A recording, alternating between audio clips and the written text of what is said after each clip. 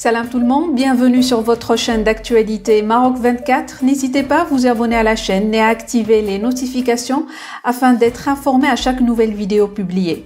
Aujourd'hui, lundi 22 août 2022, on a choisi de partager avec vous la chronique de l'écrivain Tahar Benjelloun intitulée Vent glacial entre le Maroc et la France, parue aujourd'hui dans le magazine d'actualité français Le Point.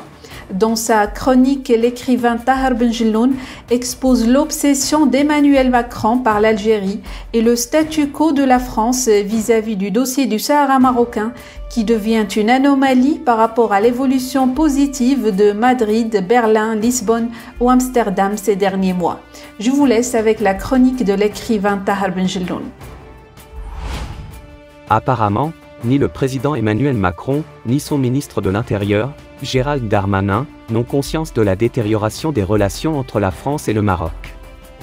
En punissant les trois pays du Maghreb, en divisant par deux la délivrance des visas pour entrer en France, ils ont provoqué au sein de la population un tollé allant jusqu'à une violence inouïe dans les commentaires relayés par la presse marocaine. La France a réagi au fait que les services consulaires de ces pays refusent de reprendre leurs ressortissants en situation illégale.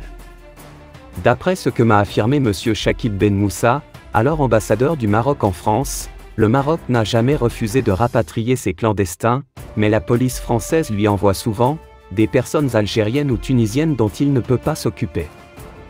M. Ben Moussa est un homme de parole, il ne dit pas n'importe quoi. Le malentendu est là, peut-être que les autorités de Rabat auraient dû s'expliquer officiellement sur cette question. Mais au-delà de ces tracasseries administratives, on peut dire que le courant ne passe pas entre les deux chefs d'État. Le Maroc a été habitué à des relations privilégiées. Macron n'a pas de sensibilité maghrébine, il est cependant obsédé par l'Algérie, et pense qu'il parviendra à assainir les relations franco-algériennes. Nous lui souhaitons bonne chance. Ainsi, il s'apprêterait à faire une visite à Alger très prochainement, il est en train de sacrifier la bonne entente avec le Maroc, dans l'espoir d'obtenir des militaires algériens de meilleures dispositions à l'égard de son pays. Monsieur Macron se trompe. L'Algérie des militaires, qui tient à ce qu'il a lui-même appelé « la rente mémorielle », ne lui donnera rien. Elle maintiendra le système de la culpabilisation jusqu'au bout. S'il fait ce voyage, c'est qu'il n'a pas compris le mécanisme d'un système qui ne fait aucune concession. Le Maroc souhaite que ses relations avec l'Algérie s'apaisent, le roi Mohamed VI l'a encore rappelé dans son discours du trône, le 30 juillet dernier. Cela ne le dérange nullement si Macron se rend en Algérie, mais cela ne devrait pas entrer dans un calcul mesquin. Le Maroc n'est plus focalisé sur la France, c'est un fait constaté dans plusieurs domaines. Il a commencé à diversifier ses amitiés et ses relations politiques et stratégiques. En signant les accords d'Abraham, en réussissant à faire changer de position à l'égard du Sahara, le voisin espagnol, il s'éloigne de la France, dont le soutien reste très mesuré, de peur de fâcher l'Algérie qui maintient un conflit artificiel armé au Sahara. Empêcher des médecins, des hommes d'affaires, des musiciens, des personnalités politiques de se rendre en France, en leur refusant un visa, a pour conséquence une mauvaise humeur, une contrariété vite transformée en rejet de la France. Refuser le visa à des parents dont le fils mineur doit se rendre à Paris, pour entamer des études dans une grande école est ridicule.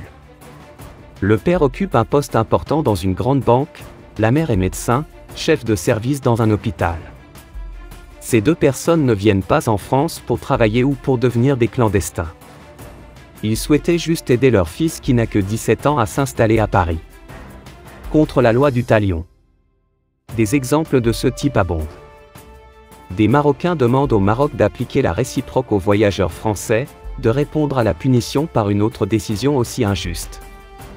J'espère qu'il n'en fera rien, pas seulement à cause du tourisme, mais aussi par tradition d'ouverture et d'hospitalité instaurée avec la France depuis toujours. Le Maroc n'a pas de rente mémorielle avec la France, il a été un protectorat, et la lutte pour l'indépendance n'a pas été une tragédie, comme ce fut le cas pour le peuple algérien.